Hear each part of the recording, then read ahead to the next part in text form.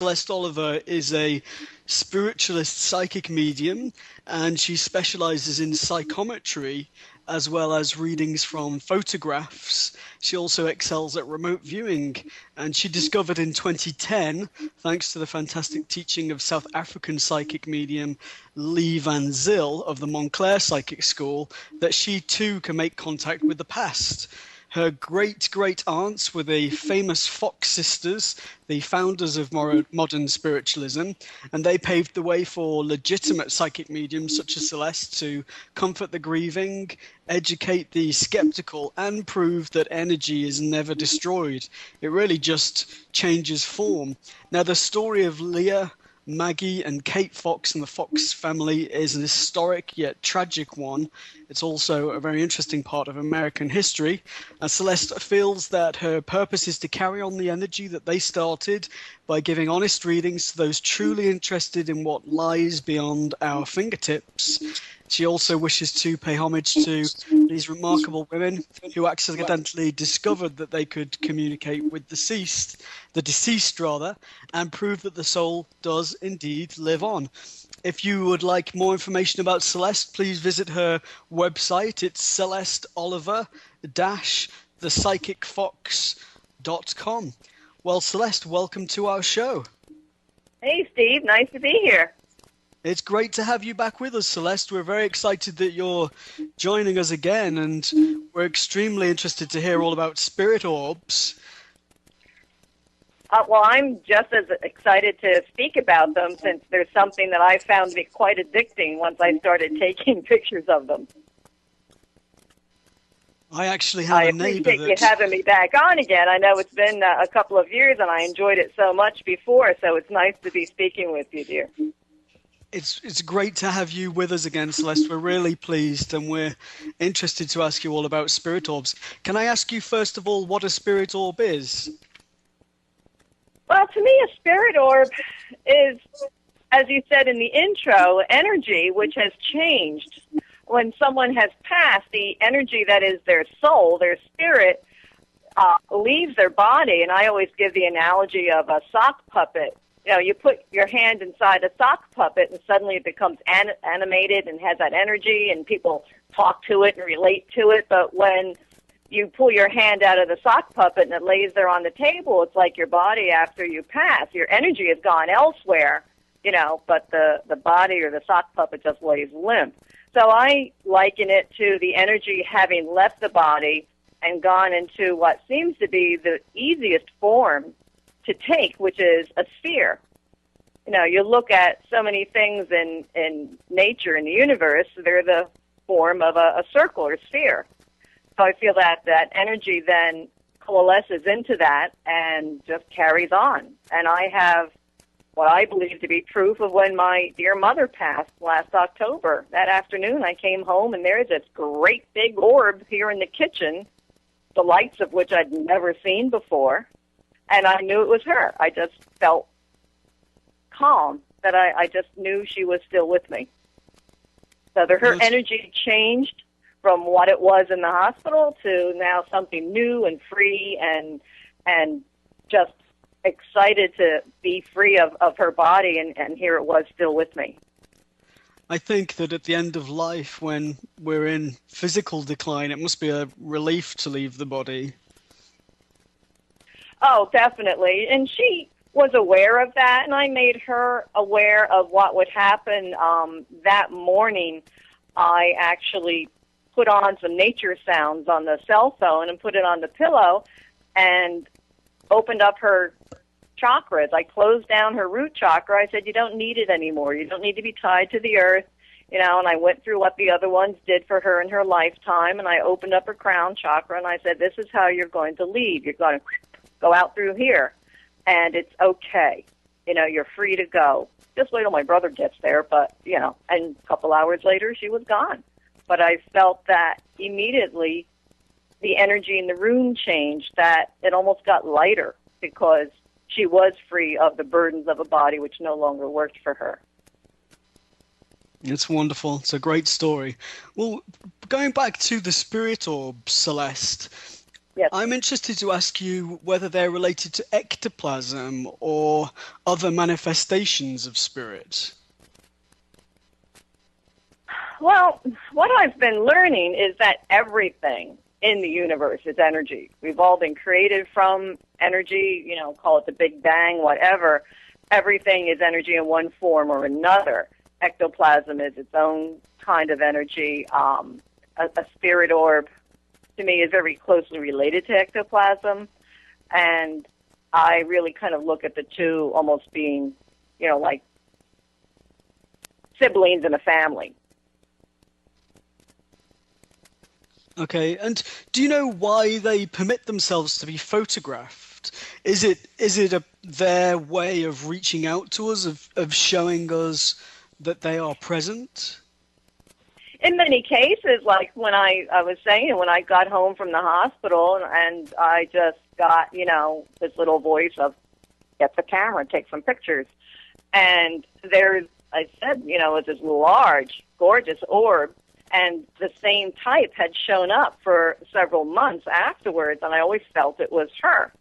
And it seems that when you take photographs with the intention of wanting to photograph an orb, if someone is in the vicinity, they will show up. Another example is Christmas Eve. When I came home from church, I looked at the photo on the china cabinet. I have a page on my website of orb photos, and I have it there where I'm saying, okay, Mom, it's not the same without you, but I know you're here. Merry Christmas. And I started taking pictures, and there is this great big orb over her photograph on Christmas Eve. The next morning, I said, well, Merry Christmas. Something again told me to aim the camera towards my front door, and then I got a nice streak in motion, which I felt was her responding to my wanting to, greet her. So when you have the intention, I do believe that they're more likely to be there, especially with someone you know. But I have gone to different venues just with the intention of seeing whatever shows up. And sometimes it's quite surprising, that I will find an orb over one person in the crowd or, in a historic building. They're good for a lot of them, too. Are they always benevolent, Celeste? I'm sorry? Are they always benevolent, or can harmful spirits manifest as orbs? If you talk about harmful spirits, I have the books by Dr. Michael Newton, which I found really helpful to my mediumship and really quite enlightening. And this guy should give me a commission because I have told more people about his books. I've bought about 9 or 10 of them now and given them all away. I finally have a copy here, which I swear is going to be for myself. And he said that we all, when we are created as spirit, have the choice, when someone talks about a malevolent spirit, yes, some spirits do have the choice to not be quite so nice to others on Earth or, in their realm, but will they harm you? No, because everything is created with love. The however you want to speak of God, the source, he who made all, everything is created with love. So the whole idea, according to what Dr. Newton has found, is that having a, quote, malevolent spirit doesn't really quite jive because they're all really with that love energy initially, and they cannot harm you. Humans have been programmed to think of things in terms of good and evil, and I believe it's a lot of programming through the years of various religions to, in a way, have control over the masses, just to scare somebody to follow their line. People nowadays are becoming more aware of the choice and being more open to expanding their knowledge of metaphysics, of the universe, of things that we didn't dare mention, 100 years ago. And that's why the Fox sisters were so controversial, because they brought up again in an age of open communication something that people for many years were afraid to mention. Otherwise they would have been burned at the stake. Well, can you tell us, Celeste, about some tips or the best way of sighting spirit orbs for our listeners that want to actually see some orbs? Well, oddly enough, the less expensive a digital camera that you have, the more you're going to capture orbs. It seems that the more expensive, more sophisticated cameras are programmed to filter out dust and things like orbs. They don't capture them as well. A friend of mine, before he moved last year, gave me this little Casio.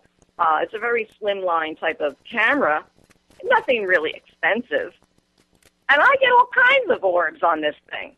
I bought myself a $300 Nikon a few months ago, and it hardly gets anything. So I just use a little Casio, which maybe cost Dave $100, and I get them like crazy. So you don't need high-tech equipment, but a digital camera is more useful than, now you can't even use film anymore. But people were noticing when digitals became so popular that they were capturing more orbs with them. I just find that, again, having the intention or going to a place that has spirit activity seems to help a lot. Although a year or so ago, I was outside photographing the full moon on Halloween, and when I got in and put the chip into the computer and looked, there's an orb outdoors by the pine tree, so they can be anywhere. And is there a better time of day to capture orbs? Well, nighttime seems to be easier. I liken it to where people say that the veil between the planes gets thinner, later at night. Although I have taken some during the day, but I tend to, get more in the evening. I do notice that. That's when I start to think about taking them too. You get busy doing other things during the day, but if you're on a tour somewhere and it's daytime and you're in a building and, it's historic, there's a lot of energy there, you'll get something. And do they prefer a certain type of geography or environment? I don't think so. Like I said, I found one that was outdoors, on Halloween out in my yard. I've gotten them all kinds of places. One thing that I do believe with orbs, as well as, with spirit in general, what I learned is because of the energy that's used by spirit to manifest. When I'm doing a reading, I tend to get goosebumps and tingles, and they're drawing that energy from me. It's like when people say, walk into a room and you get this cold blast. Well, they're taking heat from you, your energy, to help manifest. And it just seems that they like to be around more energy. You're not going to find too much in a graveyard because there's no energy going on there. You're going to find it at, sports games, bars, crowded bars, places where there are a lot of people and there's thus a lot of energy. So they are in effect using or drawing from the energy of humans to manifest themselves. In many ways. Now, where I had worked previously, there was a lot of energy around the lights way up in the ceiling. It used to be the old steel mill in my area here.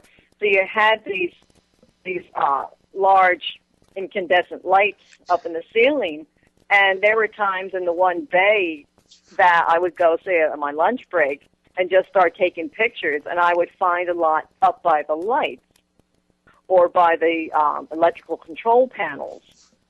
So I believe that, they like to hang near where there is definite energy. But like I said, I have found, too, that they can really come anywhere. But it makes more sense that you're going to find them more in a crowd. There was a going-away party. Speaking of bars, there was a going-away party for someone from work, and I went and took pictures and was shocked a few days later when I got back into the office and popped the chip into the computer how many orbs there were around the person who was leaving and others in the bar. And all I was doing was taking photos of a goodbye party. I didn't even have the intention of trying to catch any orbs, but they showed up there. Well, can we tell from the orbs some of the characteristics of the spirit or person that it represents? Well, it's funny you ask that, because according to Dr. Michael Newton's books, a spirit, when we're created newly, is white, starts out white. And then it goes to yellow and pink and, shades of light blue and, darker as they evolve more, as spirits, grow, okay? So a newbie is white. Someone very advanced is like a deep violet. And it's kind of like your chakras. As you move up in the human chakras, as you become more enlightened, then they go from blue for your throat and indigo for your third eye and violet for the crown and beyond.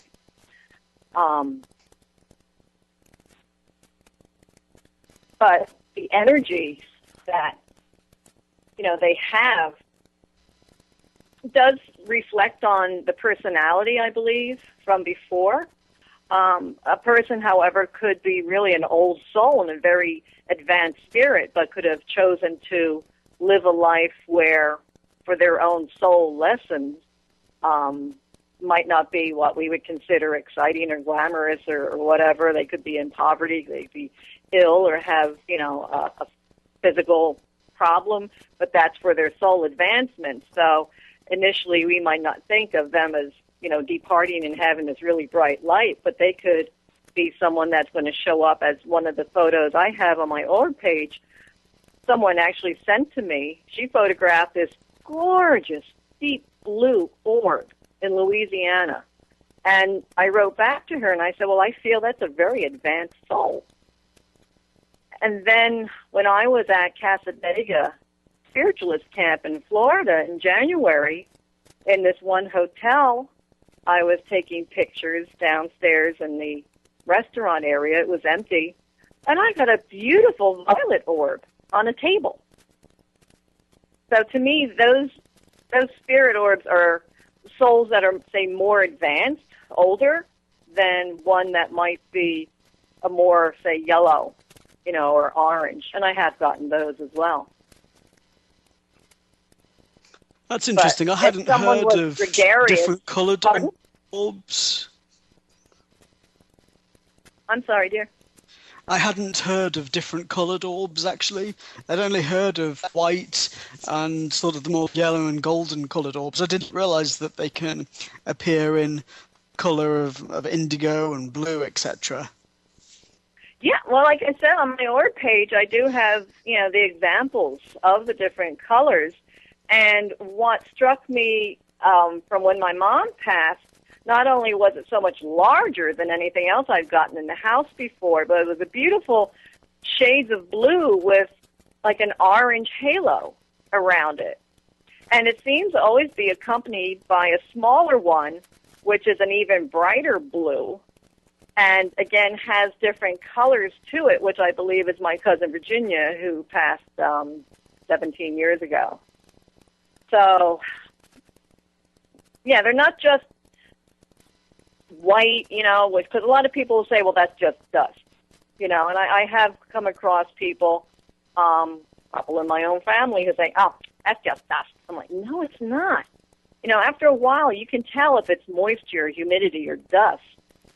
And when you get something that I call the streak, or it goes like whoosh, that's not dust. Dust doesn't move like that. And again, I have some examples on my webpage. I'll have to take a look at your webpage, Celeste, and see some of those photographs. You mentioned dust and people that that are skeptical and might say, well, this is dust, not an orb. What would you say to skeptics about spirit orbs? Well, there are people that, there's an old saying, I believe it goes, there are none so blind as those who will not see. Now, in this day and age, so much has been revealed to us, and to just discount everything, that goes, back 500 years to, the earth was flat, and, don't you dare say otherwise. I just don't understand. Maybe it's a fear of thinking that there is something beyond that we can't control, because once someone has gone off into spirit energy, you can't control them or do anything to them or communicate with them like you could before. Maybe that's part of it. There are just some people. Now, I did a gallery at the local VFW a few months ago, and I knew ahead of time there were going to be two women, two friends that were going to come, and one had short blonde hair. And sure enough, there were the two of them, that were friends.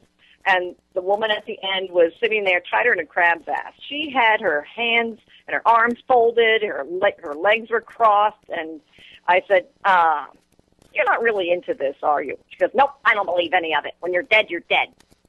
I'm like, well, it's not my job to convince you otherwise, but I do ask that you be objective. And if something belongs to you that I say, please be honest enough to own it. Wouldn't you know, half of what came through was for her. And I took pictures, and orbs that I got that day were mostly around her. But she didn't want to believe it for whatever reason. And it's not my job to convince people. They need to learn for themselves. I remember once doing a demonstration of mediumship, and there was a gentleman there with his wife, and she'd obviously encouraged him to come along. She was interested, and he was completely skeptical, but he ended up in tears because his father and his mother came through really accurately. It's wonderful to prove a skeptic that there is much more to life than one might think. I wanted to ask you a little bit about your family, if you don't mind, Celeste. Sure. No problem. Because I obviously know of the Fox sisters. I think everybody that has studied spiritualism or that's interested in spiritualism knows the story of the Fox sisters. But you mentioned talking with members of your family and somebody being skeptical. And that intrigued me because of the history, the background of you in your family of the Fox sisters. Do most members of your family thoroughly understand what occurred with the Fox sisters, or are some of them just disinterested? No, my cousins, are well aware of the family history, but, one cousin just totally dismisses it. Another one actually came to me when I first started all this to a practice circle in New York years ago. We were sitting in the back corner, and the teacher, Lee Van Zyl of Montclair Metaphysical School, she's great, and I learned a lot from her. She had an exercise going where we were to, sit next to her in the front and facing everybody else, just start giving a reading. Well, for about 20 minutes, someone else had gone up there, and I keep hearing in my head, biscuits. Biscuits? Whatever the heck that means. So then she looked at me and said, all right, you come up here, and sit down, because I always seem to, every week, hit on getting somebody. So I sat down and I said, I just have to say before I start that I just kept hearing the word biscuits in my head for 20 minutes. And she goes, oh, I can take that. Yesterday at the center, it was so busy, all I did was eat biscuits all day. She's from South Africa, and like the British, you call cookies biscuits. So then I got in her uncle and started describing him in relation to, where she lived on a game ranch in South Africa. And he raced cars and what he looked like. And I got in her uncle. There was an uncle the whole time saying biscuits in my head. Well, my cousin was sitting back there looking like, oh my God, I guess she was expecting my head to start twirling around. I don't know. But she didn't really know what to make of it on our way back to the train station. Yeah, she was like, there's something going on here. I don't know if I can own it or accept all of it, but I sure as heck saw it. So like I said, it's not my job to convince anybody. They need to learn for themselves. I do have other relatives that are totally in agreement with, my mediumship, my interest in the paranormal and metaphysical and spiritual world. And for the most part, I would say that's most of the family. Well, talking of family, Celeste, can you explain to our listeners who the Fox sisters were or are? Well, they were my great-great-aunts on my father's mother's side. Dad's mom, her maiden name was Fox, Elizabeth Fox. Her father was Benjamin Franklin Calvin Fox, and his father was David Fox, who was the only brother of the sisters. Now, on Dad's side of the family, they tend to live well into their 90s, and so generations are really spread out, where you still had people being born, 20 years later after the first one was. So, going back to 1820 when David was born, considering he has a great-great-grandfather, you might think that there would be more greats in there, but no, it was my great-great-grandfather on Dad's side. But it's funny, the family was Methodist. Their father, John Fox, was a staunch Methodist once he kind of cleaned up his act and went back to the family after being away for 10 years on and off. And that's when he and Margaret had Kate and Maggie. And my grandmother was Methodist, and my great-aunt Florence, her youngest sister, was Methodist. And when I went to visit Florence in Seattle one time, she was 93 then. And I started getting a renewed interest in the Fox sisters. I mean, this was over 20 years ago. And I said, hey, Florence, what can you tell me about the Fox sisters? And I got the hand in my face, and no, we don't talk about them. No, that's it. No, don't bring it up. And that was it. She shut me down. So as soon as I got back east, I had to go looking up more. My aunt that passed last year, when I asked her a couple of years ago if she remembers what she heard growing up, she didn't want to talk about them. They were the family scandal, because of what happened at the end with Maggie disavowing everything. And then a year later, recanting that. So it looked like they were cuckoo, honestly.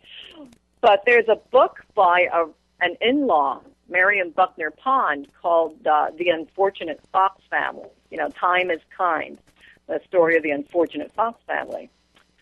And she had actually interviewed relatives early in the 1900s and seen letters, and she wrote a very comprehensive book of the family history. And that is what I really go to for more accurate information. People will find something on Wikipedia, which is, half the time just anyone can put anything on Wikipedia, and everybody knows what I call the Cliff Notes version. But there's a lot more to it, and as you said in the intro, they really were a large part of American history for over 40 years. They knew everybody who was famous in the United States and in Europe, and they really, in many ways, are very well respected for starting something that actually had been around for thousands of years, but because of increased communication with telegraphs and newspapers and the Erie Canal having been built, the word just spread so quickly when everything started with them and just continued from there.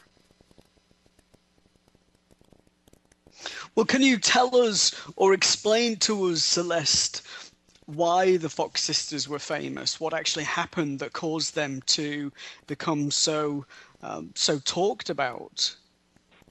Well, there was a cottage that they were renting. The father was renting while he was having a new house built 2 miles away by David's farm. Now, David's farm had also been in the family. He had bought some property from a relative, and then John Fox was going to have a new home there. Well, he was also a blacksmith, and there was a smithy outside of this cottage on the corner of Hydesville Road in this little hamlet, which still is a little hamlet of Hydesville, New York, near Newark, New York. And other people who had lived there left after hearing strange noises. And things were rather quiet. They moved in December of 1847, but by March of 1848, the knocks and rappings became so loud and so disruptive. I mean, they were practically ill from the lack of sleep. And at one point then, Kate says, well, do like I do. And she knocks 3 times, and then she hears in response. And it's like, oh, my God, it can hear us. Well, then she made like she was going to snap her fingers, however many times. And then it still responded to how many times she meant, was going to do that. And she says, oh, Mother, look, it can see us as well as hear us.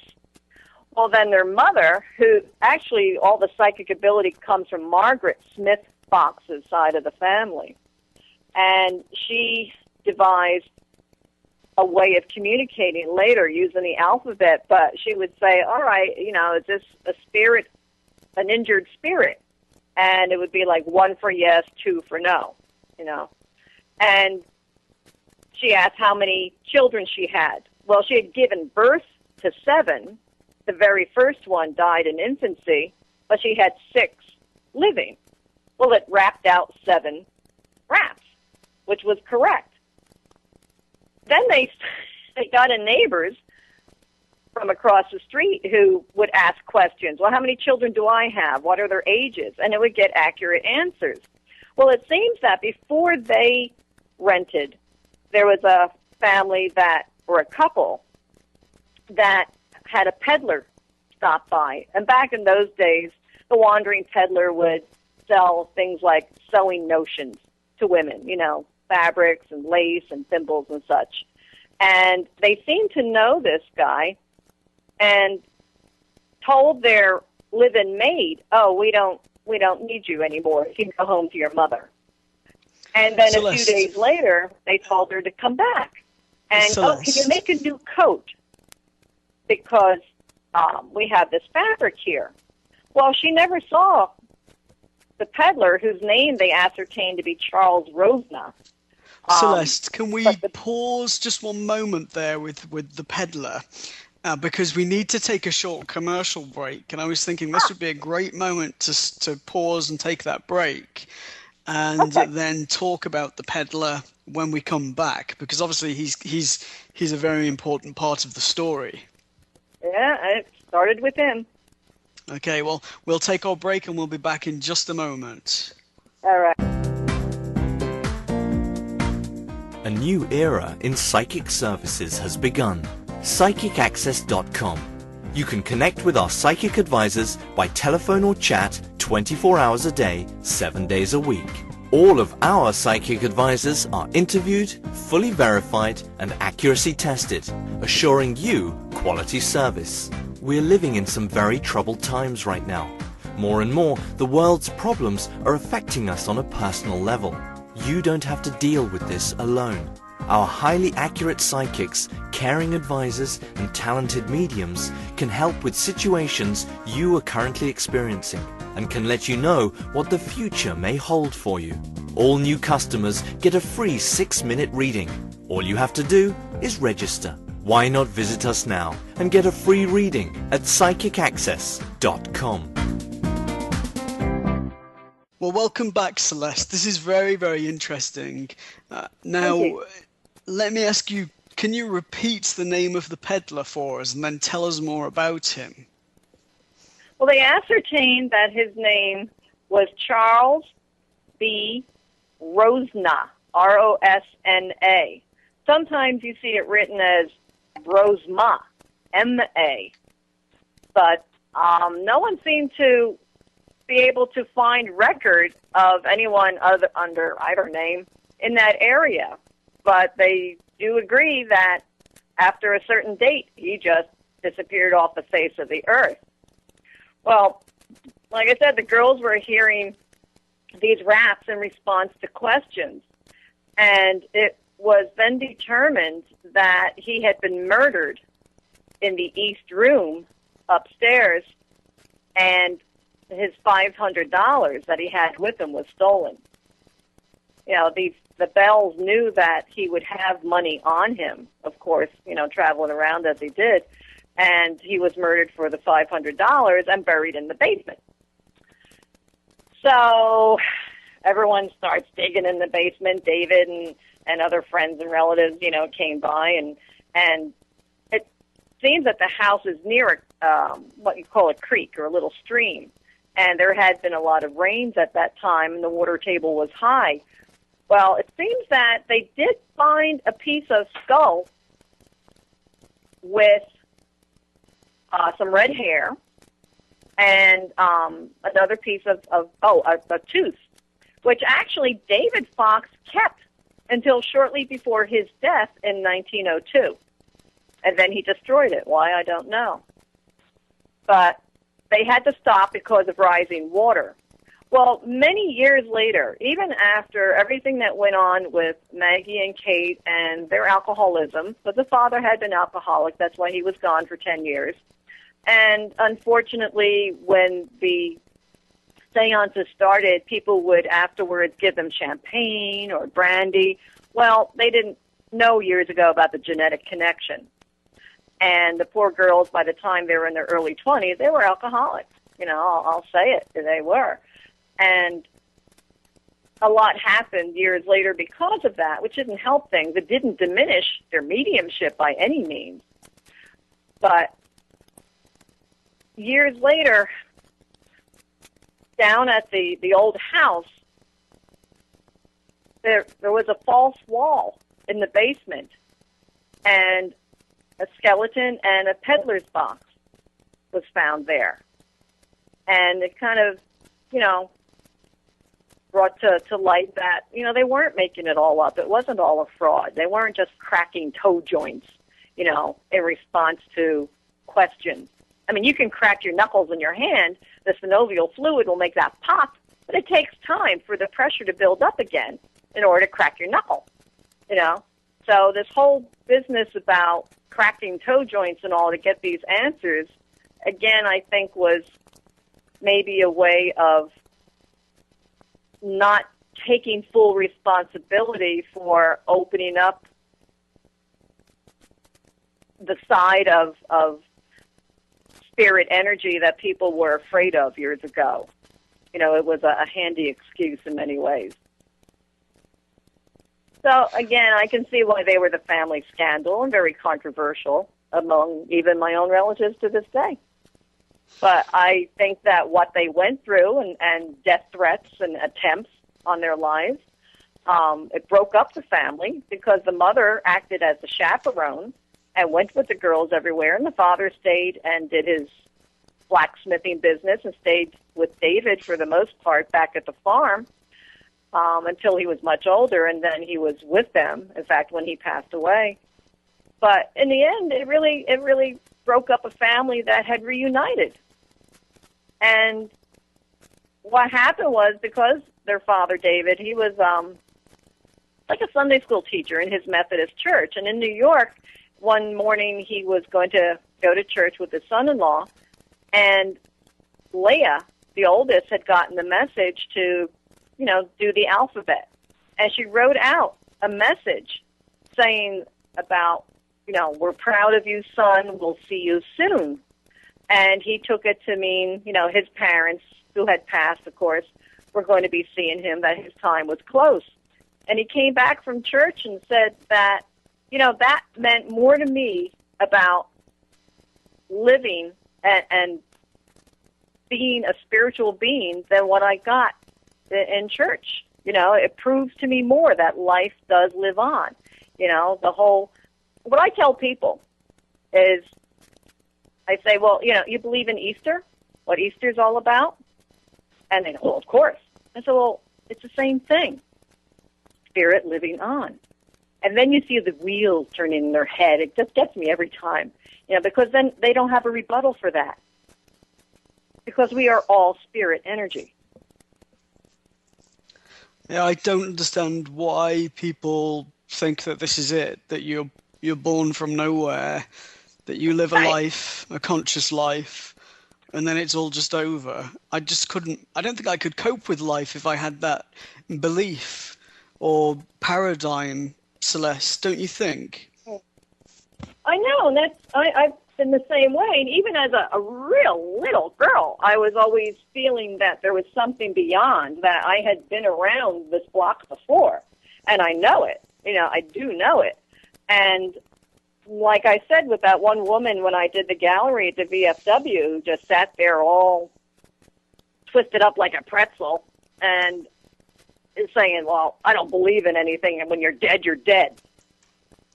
But I didn't want to get into an argument with her in any way. I didn't want to say, well, you know, give her the whole "do you believe in Easter" thing, because I thought, yeah, you know what, whatever. Just don't put a damper on energy coming in for anyone else, all right? But if it belongs to you, just be honest enough to say so. And like I said, half of it was for her. And then I saw her friend a couple of weeks later, and I said, well, how's she doing? Did she believe in anything? She goes, that's the way she is. But I was impressed, and I reminded her about what you said about grandfather's farm and all. I said, well, you know, that's her reality. Everyone has the reality that they're comfortable with. And sometimes we move on with it and we expand our realities, and some people are afraid of the change. And that's their soul lesson while they're here. Well, going back to the Fox sisters, Celeste, Yeah. my understanding is that they traveled around a lot demonstrating their mediumship, so they conducted a lot of seances. Yes.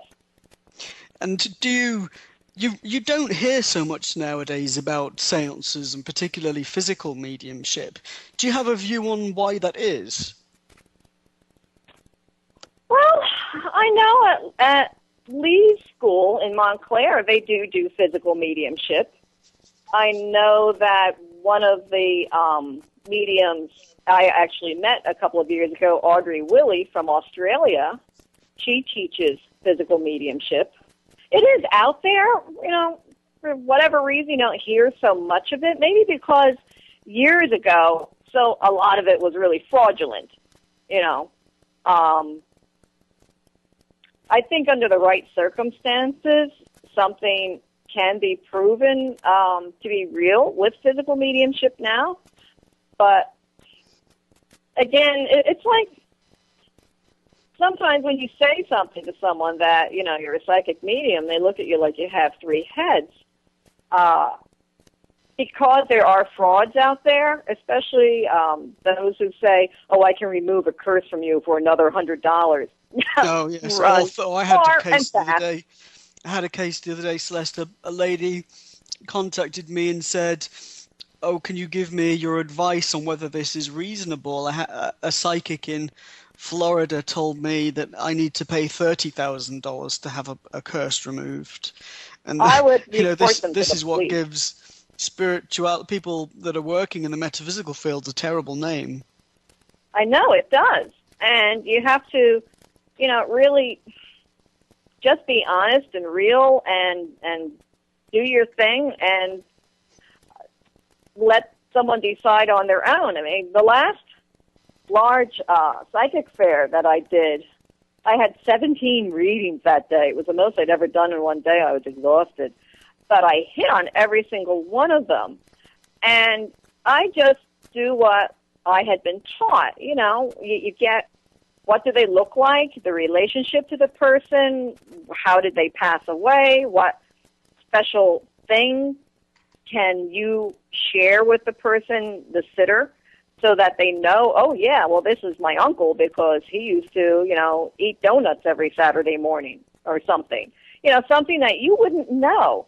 And that proves to them that, spirit energy is around. And I would tell them that, all right, I'm going to tell you something that you did in the last week or two. And I give a couple of examples as I get it in my head. And I never saw this person before. How would I know that? And I love it when I hear people say, how do you know that? I was like, it just came to me. They're telling me this. I see a picture in my mind's eye. I hear it. I just sense it. I just know it, But what you need to know is not so much how do I get it, but that it's there and they're with you, and that they care about you and they're always around and they've never really left you and they want you to know that. But it's the others that, like you said, trying to remove curses or demanding extra money. They're just out-and-out frauds. Now, tell me, something Celeste. unusual, if I could interject quickly. A couple of weeks ago now, I was coming back from Connecticut on the Amtrak, and in New York, the woman I was sitting next to left, and this young girl wanted to sit by me. I'm okay. Well, she was getting off at D.C., and I was getting off at Trenton. So I said, well, you sit by the window so I don't have to crawl over you later to get out. Well, after about 10 minutes, because I see she was texting on her phone, after about 10 minutes, I started getting the tingles and the goosebumps on the top of my head and the side of my face, and I'm thinking, well, whoever you are, you need to go to your family. I'm on the train now. I'm not really open for this. And she goes to put the phone to her ear, and I pointed out to her that we were in the quiet car. She put the phone down and buries her head in her hands and starts sobbing. I'm like, honey, what's the matter? What happened? She goes, I just learned my brother just died. I'm like, that's who was contacting me. Mm-hmm. I gave her my card. I said, look, feel free to get in touch, send me pictures, whatever. But I was telling her about orbs and taking pictures and knowing that her brother's energy has just changed. And, unfortunately, it happened. But I said, look, of all the people to sit next to on a train, you sit next to in the medium the moment you realize your brother just died. So strange things happen, and how can you say any of that was fraudulent? It's very interesting. What's your strangest experience with spirit, Celeste? Well, that was one of them. That's got to be near the top of the list. Are you asking, say, in regards to giving a reading or just my own actual experience? Yes, in your own experience. Well, one thing that was rather unusual was my late boyfriend. We had gone to Ireland together about 15 years ago. He went with a work crew a week earlier to repair an old monastery, northwestern Ireland, and I followed a week later. And the drinking song of the group was American Pie. So every pub we went to, everybody was always singing American Pie, and all the Irish knew all the words. So he passed away of septicemia 4 years ago now. And I took his childhood friend's mother in my car back to his mother's house. And then she was going to get, into her husband's car because my car was easier for her, with her physical limitations. Well, anyway, I had turned my radio down. I never turned it off, but I had turned it down so we could speak. And then after she left, I turned it up and go to hit this one particular button, and it was like you had disconnected the battery or the alternator. It got all weird. And I thought, oh, man, I have to reset all these buttons. And I finally decided on which one I wanted to hear. And wouldn't you know, I hear, bye, bye, Miss American Pie. And I'm like, they said you were a jokester. And it's like, that was him saying hi. He screwed up all my radio buttons. And then when I get it fixed, that song came on at that moment. And there were times when I would go to visit his gravesite and leave the cemetery. And as I approached the gates, I push a button and American Pie would come on. That's a great story. Really Thanks. wonderful Yeah, story. it's a little unusual. Well, Celeste, now for our listeners that want to visit your website, can you just remind us of your website address and tell us what people can find there? Well, as you said in the intro, I have it as Celeste Oliver dash the Psychic Fox. But if you go into Google and just put Celeste Oliver, it'll come up. You put the Psychic Fox, it'll come up. And I have an intro of how I'm related to the sisters, and also pages on further reading, such as like Dr. Newton's books. There was a book written by Barbara Weisberg who met with me while she was doing it, researching it, and she wrote They Talk to the Dead. And she was very objective about it. I really liked how it ended up. I felt that she was leaving it to the reader to decide for themselves what to think about the sisters. She wasn't steering anyone into any, mindset. But I also have a page about readings that I had done. People allowed me to put their readings up on the web. I either changed the names or left them out.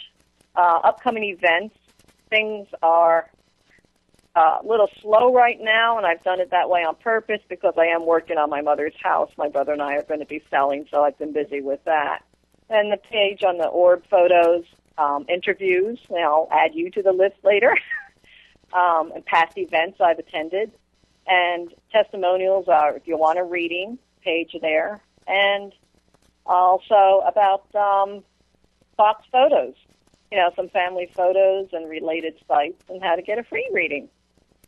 Excellent. Well, we'll be sure to check that out, Celeste, and it's been a real pleasure and honor to have you back on the show with us again. Well, it's been great. I've been looking forward to it. I did want to say that besides working with the mediumship, I also am going to be giving public talks about my journey with breast cancer, and if anyone is interested in having me speak at any of their organizations, to get in touch with me through the Psychic Fox right now. I am working on the webpage for the breast cancer, but that's something where, too, I wonder what was my sole purpose and what was the reason why I got it, and now I figured it out. Well, that sounds wonderful, Celeste. We're grateful for you joining us, and we'll certainly check out that webpage. Will that page be connected to your psychic website when it's complete? I can link it, again, because of wondering, why did I get it, and the sole purpose behind it. So I will have a link there, too, later on. Excellent. Well, thank you again, Celeste, and we wish you all the best for 2014 and all of your projects. Well, thank you so much, Steve. It's been a pleasure. I enjoyed our first interview, and this has just been great. I thank you so much for having me again. Our pleasure, Celeste. Thank you so much. All right, take care now. Bye-bye. You too. Goodbye. Hello, my name is Rez Miranda. If you're having relationship, career, or life issues, I'm inviting you to experience what it's like to have access to professional, highly accurate psychics and spiritual advisors you can trust to care and help you. Register now to get your free 6-minute reading by telephone or chat. Get answers, get access, psychic access, 24 hours a day, 7 days a week. PsychicAccess.com. Can harmful spirits manifest as orbs? If you talk about harmful spirits, I have the books by Dr. Michael Newton, which I found really helpful to my mediumship and really quite enlightening. And this guy should give me a commission because I have told more people about his books. I've bought about 9 or 10 of them now and given them all away. I finally have a copy here, which I swear is going to be for myself. And he says that we all, when we are created as spirit, have the choice, when someone talks about a malevolent spirit, yes, some spirits do have the choice to not be quite so nice to others on Earth or, in their realm, but will they harm you? No, because everything is created with love. You know, the however you want to speak of God, you know, the source, you know, he who made all, everything is created with love. So the whole idea, according to what Dr. Newton has found, is that having a, quote, malevolent spirit doesn't really quite jive, because they're all really with that love energy initially, and they cannot harm you. You know, humans have been programmed to think of things in terms of good and evil, and I believe it's a lot of programming through the years of various religions to, in a way, have control over the masses, just to scare somebody to follow their line. People nowadays are becoming more aware of the choice, and They are present.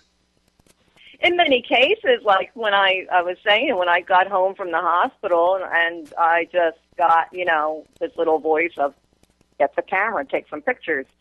And there's, I said, you know, it's this large, gorgeous orb, and the same type had shown up for several months afterwards, and I always felt it was her.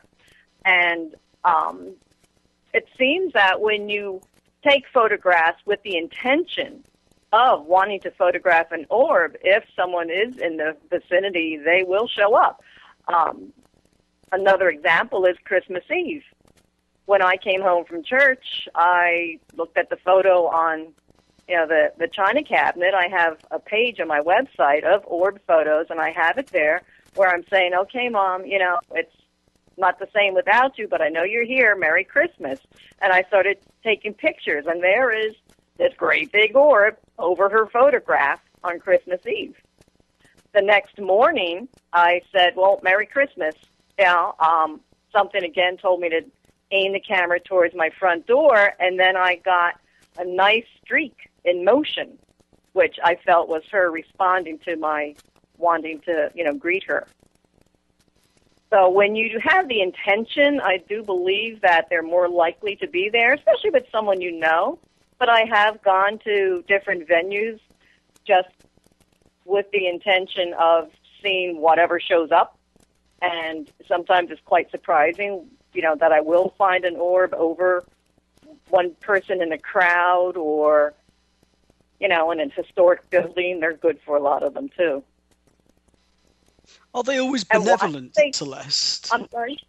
Are they always benevolent? Or Celeste Oliver is a spiritualist psychic medium, and she specializes in psychometry as well as readings from photographs. She also excels at remote viewing, and she discovered in 2010, thanks to the fantastic teaching of South African psychic medium Lee Van Zyl of the Montclair Psychic School, that she too can make contact with the past. Her great-great-aunts were the famous Fox sisters, the founders of modern spiritualism, and they paved the way for legitimate psychic mediums such as Celeste to comfort the grieving, educate the skeptical, and prove that energy is never destroyed. It really just changes form. Now, the story of Leah, Maggie and Kate Fox and the Fox family is an historic yet tragic one. It's also a very interesting part of American history. Celeste feels that her purpose is to carry on the energy that they started by giving honest readings to those truly interested in what lies beyond our fingertips. She also wishes to pay homage to these remarkable women who accidentally discovered that they could communicate with the deceased, and prove that the soul does indeed live on. If you would like more information about Celeste, please visit her website. It's celesteoliver-thepsychicfox.com. Well, Celeste, welcome to our show. Hey, Steve. Nice to be here. It's great to have you back with us, Celeste. We're very excited that you're joining us again, and we're extremely interested to hear all about Spirit Orbs. Well, I'm just as excited to speak about them, since there's something that I found to be quite addicting once I started taking pictures of them. I actually have I a neighbor appreciate you that having me back on again. I know it's been a couple of years, and I enjoyed it so much before, so it's nice to be speaking with you, dear. it's great to have you with us again, Celeste. We're really pleased, and we're interested to ask you all about spirit orbs. Can I ask you first of all what a spirit orb is? Well, to me, a spirit orb is, as you said in the intro, energy which has changed. When someone has passed, the energy that is their soul, their spirit, leaves their body. And I always give the analogy of a sock puppet. You know, you put your hand inside a sock puppet and suddenly it becomes animated and has that energy and people talk to it and relate to it. But when you pull your hand out of the sock puppet and it lays there on the table, it's like your body after you pass. Your energy has gone elsewhere, you know, but the body or the sock puppet just lays limp. So I liken it to the energy having left the body and gone into what seems to be the easiest form to take, which is a sphere. You know, you look at so many things in nature, in the universe, they're the form of a circle or sphere. So I feel that energy then coalesces into that and just carries on. And I have what I believe to be proof of when my dear mother passed last October. That afternoon I came home and there's this great big orb here in the kitchen, the lights of which I'd never seen before. And I knew it was her. I just felt calm, that I just knew she was still with me. So her energy changed from what it was in the hospital to now something new and free and just excited to be free of her body, and here it was still with me. I think that at the end of life, when we're in physical decline, it must be a relief to leave the body. Oh, definitely. And she was aware of that, and I made her aware of what would happen. That morning, I actually put on some nature sounds on the cell phone and put it on the pillow and opened up her chakras. I closed down her root chakra. I said, you don't need it anymore. You don't need to be tied to the earth. You know, and I went through what the other ones did for her in her lifetime, and I opened up her crown chakra, and I said, this is how you're going to leave. You're going to go out through here, and it's okay. You know, you're free to go. Just wait till my brother gets there, but, you know, and a couple hours later, she was gone. But I felt that immediately the energy in the room changed, that it almost got lighter because she was free of the burdens of a body which no longer worked for her. It's wonderful. It's a great story. Well, going back to the spirit orbs, Celeste, yes. I'm interested to ask you whether they're related to ectoplasm or other manifestations of spirit. Well, what I've been learning is that everything in the universe is energy. We've all been created from energy, you know, call it the Big Bang, whatever.